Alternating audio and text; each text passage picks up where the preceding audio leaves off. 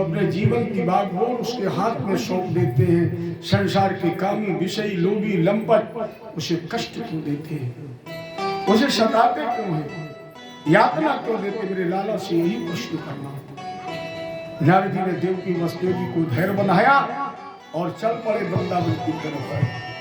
तब तक इधर कंस ने नारद की प्रेरणा से केसी तो कंस प्रहिता खुरमही अमहाहयो निर्जरयन मनोजवा। केसी नाम का जो घोड़ा बन करके गया, जैसे हिलना रहा भगवान ने इसके खुले हुए मुंह में अपना हाथ डाल दिया, ऊपर से मुष्टि का प्रहार किया, इसका भी उद्धार हो गया। और इसके उद्धार के बाद भगवान के पास नारद जी पहुंच गए और नारद जी ने कहा कृष्ण कृष्ण प्रमेयात्मन योगेश जगदीश्वरम वासुदेवाखिलावास सातताम प्रभुरा प्रभु। हे वसुदेव नंदन वासुदेव, आपको पता है देवकी वसुदेव आपके कारागृह में पड़े हैं।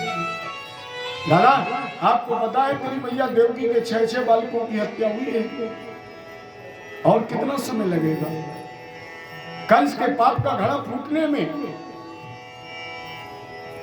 कलिया बोली बाबा मेरा तो जिस दिन मैया देवकी के यहाँ प्रकट हुआ उस दिन से मैं सोच रहा था कि कब मेरा मामा कंस अपने कृष्ण रूपी भांजे को निमंत्रण दे।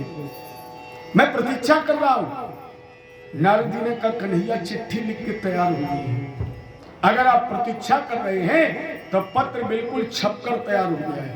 लेकिन इतना ध्यान रखना, चारूरम मुष्टकम चैवो मल्यास्य मल्लानान्यास्य हस्तिनम। महाराज जी बहुत बड़े बड़े पहलवान हैं, चारों मुष्टिक शल्क विश्व विजेता। अब हम चाहते हैं चारों मुष्टिक शल्क के साथ कंस चा निहितम द्रक्षे, मेरी आंखें देखना चाहती हैं। कन्हैया बोले क्या? बोले परसों कंस का मरा हुआ शरीर।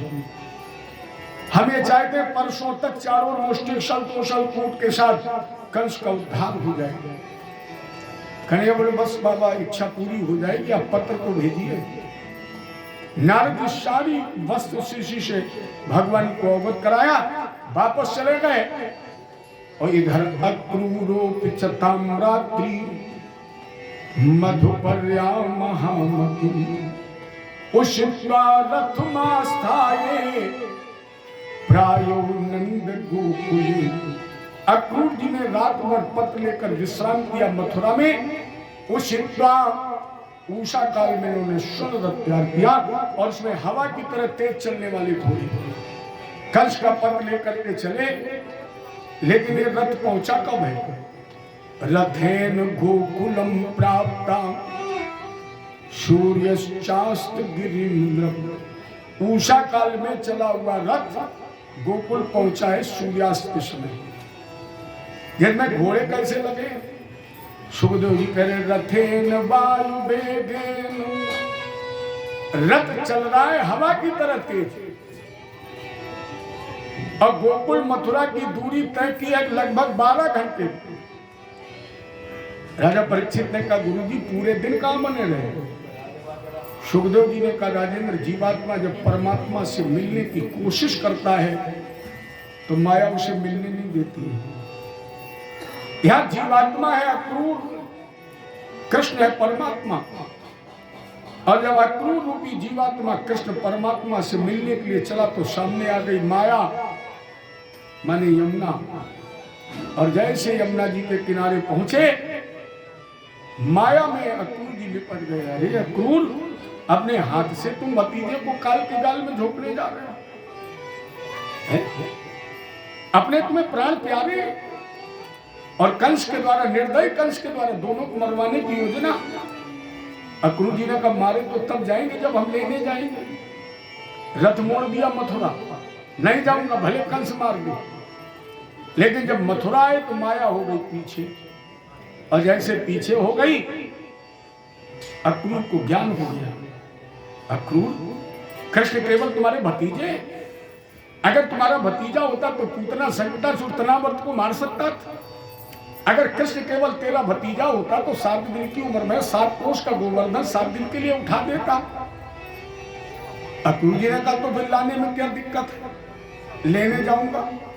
तो फिर वापस यमुना जी की तरफ, और जैसे यमुना जी के किनारे फिर पहुंचे, आवाज आई अक्रूर फिर लौट आए। तुम्हें शर्म नहीं लगती? मान लीजिए कहीं वो परमात्मा ना हुए तो? अक्रूर जी ने कहा तो जाएंगे नहीं। फिर वापस लौट आए। माने पूरे दिन यमुना से मथुरा और मथुरा से यमुना, लेकिन अतिशय रगन करे जो कोई प्रकट। अतिशय रगन जब अक्रूर ने की तो यमुना रूपी माया का भेदन कर दिया।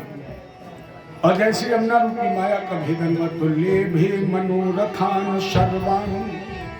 मेरे कन्हैया जी गोचारण करते हुए जा चुके थे, छोटे छोटे चरण भगवान के रेत पर बने हुए थे। जैसे मेरे कन्हैया के पद चिन्हों को देखा, अक्रूर जी ने रथ खड़ा कर दिया, रथ से कूदे और मेरे कन्हैया के पद चिन्ह की वो धूल अपने मस्तक पर धारण कर ली। और जैसे पद धूल भगवान की अक्रूर जी ने मस्तक पर लगाई तो ले भे मनोरथान सर्वान।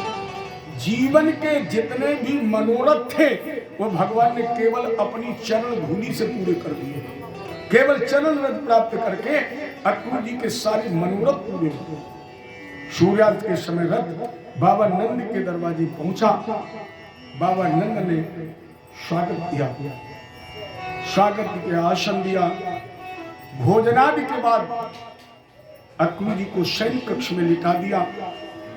बाबा नंद बैठे चर्चा कर रहे हैं। मेरे कन्हैया बलराम जी के साथ चरण दबा रहे हैं, अपने चाचा के चरण दबा रहे हैं। और चरण दबाते दबाते पूछा, तात सौम्या गसा कश्चित स्वागतम भद्रमस्तुवा। चाचा आपका स्वागत है, ये मेरा सौभाग्य है कि आपके चरण दबाने की हमें का समय मिला, लेकिन आज आप अचानक दर्शन देने आ गए। तो अक्रूर जी ने पत्र निकाला और पत्र निकाल करके जैसे नंद जी को दिया, नंद ने वो पत्र पढ़ा, नेत्रों से अश्रु आ गए, भागे। यशोदा जी को पत्र सुनाया, यशोदा जी के नेत्रों में अश्रु आ गए। और केवल नंद और यशोदा के नहीं, ये खबर तो आग की तरह, जैसे सरकंडों के वन में एक चिंगारी एक क्षण में फैल जाती है, उसी तरह ये आग चिंगारी की तरह फैल गई कि मेरा कृष्ण और बलराम तो कल गोकुल को छोड़कर मथुरा चला जाएगा। कन्हैया बोले, चाचा ये किसका पत्र था? इसमें क्या लिखा था जिसको पढ़कर मेरे बाबा रोने लगे? अक्रूर बोले, लाला ये पत्र तेरे मामा कंस का है, उसने तुम्हें बुलाया है, वो तुम्हें लेने आया है, लेकिन तुम इस पत्र को अस्वीकार कर दो, मत चलो। कब मुझे पता है वैरान बंधु यदसु वसुदेव बधू, उधर में बैर भाव से बुलाया है, इन्हें मत चलो। कन्हैया बोले, चाचा 11.5 वर्ष में तो पहली बार मामा की याद आई है, अब प्रथम निमंत्रण भी अगर मैंने अस्वीकार कर दिया तो जो रिश्ता जुड़ने जा रहा है वो टूट जाएगा, इसलिए हम चलेंगे, हम तैयारी करेंगे। और इसके बाद सीधे भगवान मैया यशोदा के महल में पहुंचे। यशोदा जी बैठी रो रही थी। भगवान ने अपने पीताम्बर से मैया यशोदा के आंसू पूछे, मां परसों आ जाऊंगा ना, 3 ही दिन की तो बात, आप क्यों रो रही हो? मैया शहर से मुझे विदा करो और मैं जाऊं, इसके पहले मेरा एक अनुरोध है, मुझे गोद में बैठा कर माखन मिश्री का भोग लगा दो। मैया जब मैं मथुरा चला जाऊंगा तो 3 दिन मुझे माखन कौन खिलाएगा, मिश्री का भोग कौन लगाएगा? ये मां मुझे भोग लगा दो। और मिश्री और माखन के भोग के बाद भगवान सीधे राधा जी के महल में पहुंचे। राधा जी भी भगवान कृष्ण के वियोग में रो रही थी। क्या है? भगवान कृष्ण ने कहा, राधा तुम्हारे रोने का औचित्य क्या है? हम शरीर दो लेकिन जान एक है। तुम्हें पता है मेरा प्राकट्य किस लिए हुआ है? बहुत जल्दी हमारा तुम्हारा मिलन होगा। समझाने के बाद राधा को भगवान जब चले तो पीछे से राधा जी आ रही थी, सोच रही थी एक बार कृष्ण मेरी तरफ मुड़कर देख ले, लेकिन भगवान ने एक भी बार मुड़कर राधा जी की तरफ नहीं देखा। लेकिन कितना विलक्षण प्रेम करते थे भगवान। जब राधा जी के महल के बाहर निकले तो दरवाजे पर ललिता जी पैरे पर खड़ी थी। भगवान ने ललिता से भी नजर नहीं मिलाई और न राधा जी की तरफ पलट कर देखा, केवल सर झुकाकर जब निकले तो बोले, ललिता मेरी राधा का ध्यान रखना। ये विलक्षण प्रेम था। भगवान बोले, ललिता मैं तो जा रहा हूं, मेरी राधा का ध्यान रखना। और इतना कहने के बाद भगवान वापस आए। इधर नंदाद ग्वालों ने छकड़ों पर दूध दही माखन के साथ ग्वालों को लिया और मथुरा चले गए।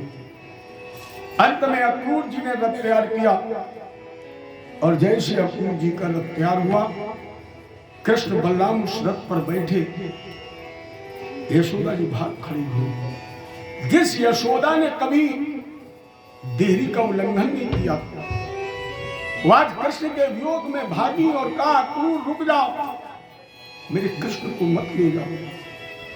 ढाई पहले द्वार पर और फिर पहुंची चौपाल। अरे कहाँ जा रहे हो इस गोदी के लाल? मेरी गोद में खेलने वाले कृष्ण, बलराम तुम कहाँ जा रहे मुझे छोड़कर? एवं ब्रुवाण पुयदा तुरा भृशम, विरह में रोने लगी ब्रजस्त्रिया कृष्ण विषक्त मानसा।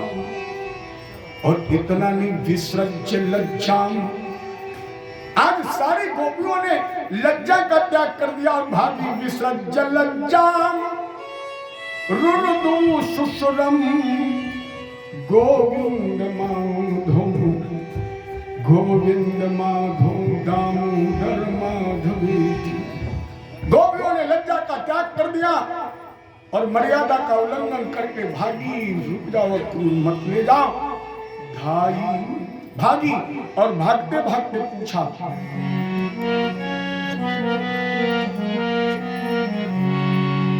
गोपी मंडल रोकर बोला,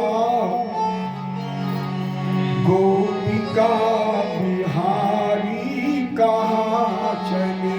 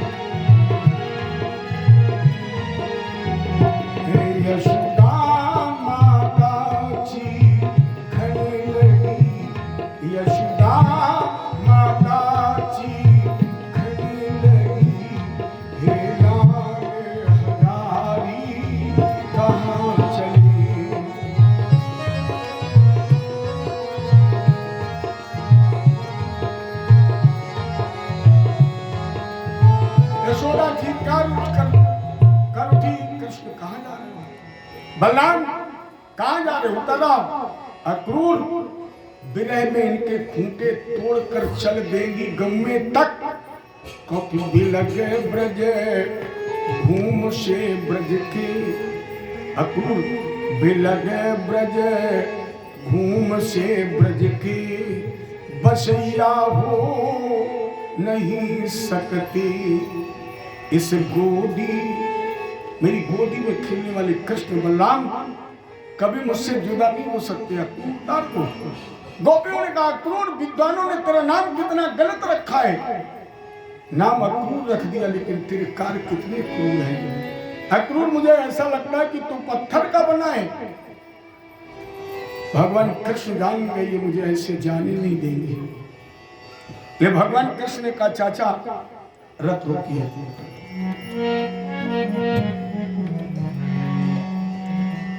जब हम कहें तब रथ अपना।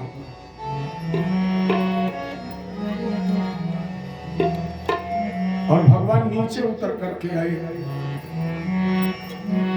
और बोले, हे बालाओ विश्वास करो, मैं तुमसे कभी न न्यारा हूँ। हे बालाओ विश्वास करो, मैं तुमसे कभी न न्यारा हूँ। अब तक भी रहा तुम्हारा हूँ, अब तक भी रहा तुम्हारा हूँ, आगे भी सदा तुम्हारा हूँ। या आज तक कृष्ण ने कोई ऐसा कार्य किया है? गोपियों क्यों रो रही बताओ? कभी हमने तुमसे अशक्त भाषण किया है? क्या हमने कभी विश्वास खोया है? और अगर नहीं तो फिर तेरा लाला कृष्ण ये वचन देता है कि कृष्ण आज तक तुम्हारा था, आज भी कृष्ण तुम्हारा है और भविष्य में भी कृष्ण तुम्हारा रहेगा। राधा, अच्छा एक बात बताओ, मेरे पास कोई ऐसी वस्तु है जिसे मैंने आज तक अपने से जुदा न किया हूं? राधा जी ने कहा है। भगवान बोले, कौन? बोले, मुरली। कन्हैया, तुमने कभी मुरली अपने से जुदा नहीं की है। भगवान कृष्ण ने तुरंत कमर से मुरली निकाली, राधा जी के हाथ में दे दी। राधा, अब तो तुम्हें विश्वास हो गया होगा, कब मैं सबसे प्रिय, सबसे प्राण प्रिय, अभिन्न अपनी मुरली तुम्हारे पास जमानत के तौर पर रख के जा रहा हूँ।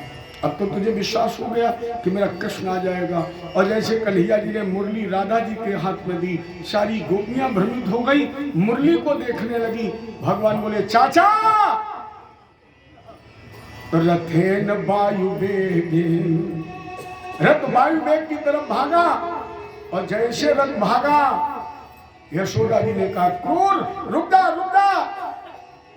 आलोट के आजा घनश्याम, आलोट के आजा घनश्याम, तुझे गोपी ग्वाल बुलाते हैं। आलोट के आजा बलराम, आलोट के आजा बलराम, तुझे गोपी ग्वाल बुलाते हैं। मेरा सोना पड़ा रे ब्रजधाम, मेरा सोना पड़ा रे ब्रजधाम, तुझे गोपी ग्वाल बुलाते हैं। आलोट के आजा घनश्याम, आलोट के आजा बलराम, तुझे मेरी ग्वाल बुलाते हैं। आलोट के आजा बलराम। लेकिन भगवान नहीं सुन रहे, रथ भाग रहा। कब तक यशोदा जी को उम्मीद बनी रही? जब तक रथ के पहियों की उड़ती धूल दिखाई पड़ती रही। राजा दशरथ को तब तक उम्मीद बनी रही कि मेरे राम लौट आएंगे। कब तक? जब तक सुमंत्र नहीं लौटी थी। और जैसे सुमंत्र लौट करके आए, बाबा ने लिखा, रघुनंदन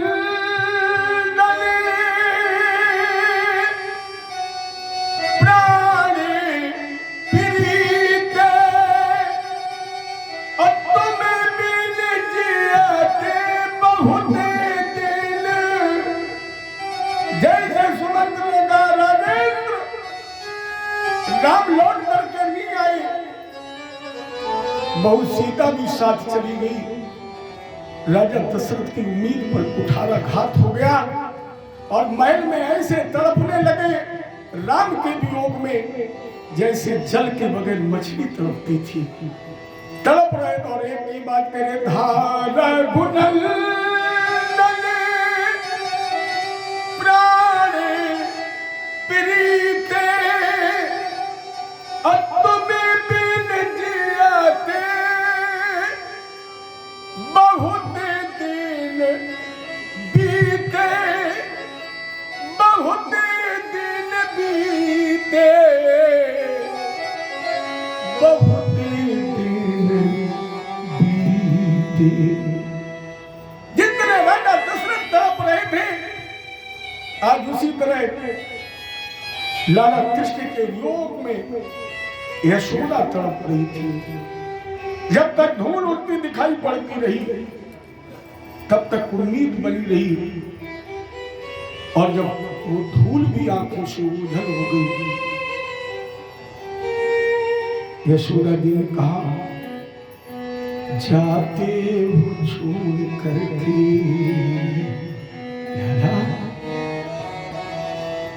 जाते हो छोड़ करके कैसे जिएंगे हम, जाते हो छोड़ करके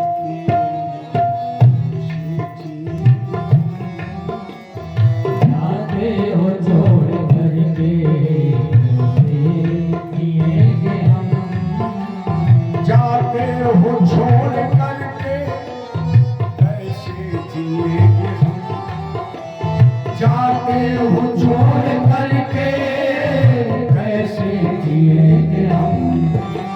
बेदर्द बन गए हो, बेदर्द बन गए हो, कैसे जिएंगे हम, बेदर्द बन गए हो, कैसे जिएंगे हम।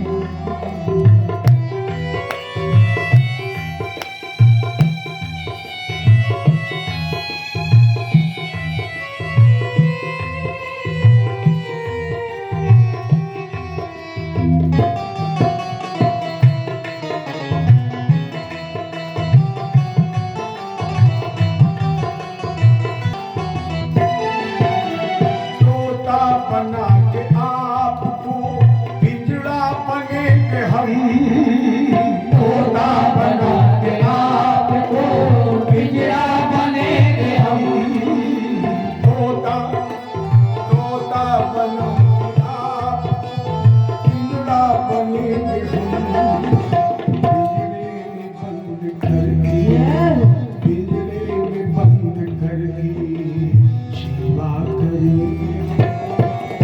पिंजरे में बंद करके सेवा करेंगे हम, पिंजरे में बंद करके सेवा करेंगे हम।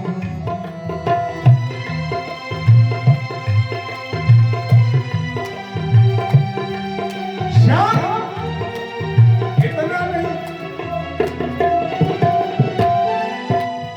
मूरत बना के आपको मंदिर बनेंगे हम, मूरत बना के आपको मंदिर बनेंगे हम, मूरत बना के आपको मंदिर बनेंगे हम, मंदिर में बंद करके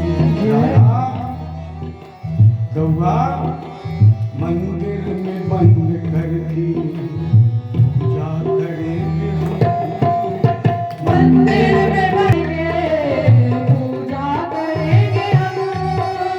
जाते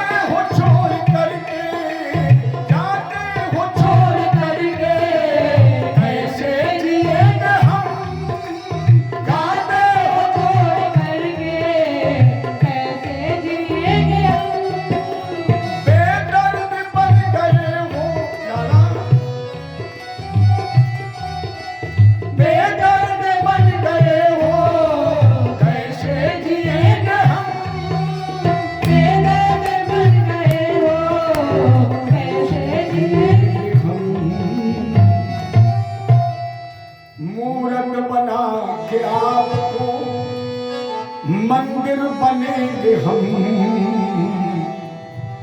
लाला मंदिर में बंद करके पूजा करेंगे। राजेंद्र यावदा लक्ष्यते केतुर यावद रेणु रथस्य छम। और जब वो रेणु माने धूल भी ओझल हो गई तो ये सब बेसुध हो गई। ये तो बेसुध हो गई और अक्रूर जी भ्रम में फंस गए। अक्रूर जी ने सोचा ये मेरा दुर्भाग्य देखिए। अरे ब्रह्मा कितना तुमने क्रूर मजाक किया है। ब्रज का प्यारा मेरे द्वारा राक्षस के सम्मुख जाता है और होता है महा अनर्थ। अगर ये नहीं विश्व का त्राता है, अनर्थ हो जाएगा। अगर अनर्थ हो गया तुम क्या जवाब देंगे यशोदा? क्या कहेंगे बाबा नंद से? कैसे गोपी और ग्वालों को धैर्य बनाएंगे? भगवान ने सोचा अपने परे रूप को दिखाना ही पड़ेगा। ये यमुना जी के किनारे पहुंचे। अक्रूर बोले कन्हैया हम स्नान कर ले। भगवान बोले तो चाचा फिर पता नहीं हम भी कब लौटेंगे, हम भी नहा लें। अक्रूर जी ने कहा तुम तो रथ के नीचे पैर भी मत रखना, क्योंकि तुम तो कंस के अनमोल धरोहर हो और यमुना जी बहुत गहरी है, तुम छोटे हो कहीं डूब गए, एक बागडोर संभालिए। तो भगवान कृष्ण के हाथ में रथ की बागडोर दे दी और अक्रूर जी जैसे नहाने के लिए यमुना जी के अंदर गए और डुबकी लगाई, आंख खुल गई तो रथ कृष्ण बलराम के मय घोड़ों के यमुना जी में। अक्रूर जी ने कहा तो बड़ा गड़बड़ हो गया। आह गलती मेरी है कि हवा की तरह तेज चलने वाले घोड़ों की लगाम हमने 11.5 वर्ष के बच्चों के हाथ में थमा दी। रथ शायद संभल नहीं पाया और मैं कृष्ण बलराम पे डूब गया। और जैसे यमुना जी के ऊपर उछले और किनारे देखा तो कृष्ण बलराम मैं रथ के किनारे। अक्रूर जी ने कहा आंखों की बीमारी हो गई है क्या? ये दो रथ, दो कृष्ण, दो बलराम दिखाई पड़ रहे हैं। ये अक्रूर जी ने फिर डुबकी लगाई और अब की बार जैसे डुबकी लगाई तो मानस की चौपाई भगवान ने प्रमाणित कर दी, मोहर लगा दी। क्या सोई जाने। अक्रूर के लिए भगवान ने रामायण को प्रमाणित कर दिया, क्योंकि जैसे डुबकी लगाई अब वहां न रथ था, न घोड़े थे और न ही बलराम भैया थे। फिर बलराम 1000 फणधारी शेष और शेष के सिरिया पर हमारे कुलभूषण भगवान कृष्ण। अक्रूर जी ने तुरंत हाथ जोड़े और कहा प्रभु नयते स्वरूपम विदुरात्मनस्ते और राजा दयो नात्मतया गृहीता अजोनुबद्धा सगुणे रजाया गुणात् परम वेदनाते स्वरूपम। अक्रूर जी ने कहा प्रभु नाते स्वरूपम वेद, मैंने अब आपके परे रूप को जान लिया है, मैं आपको पहचान गया हूं, मेरा अपराध क्षमा करो। भगवान की मानसिक स्तुति की, वस्त्र धारण किए और यमुना जी को पार करके मथुरा नगर में वहां पहुंचे जहां बाबा नंद ने पड़ाव डाल दिया। इसी पड़ाव के पास कृष्ण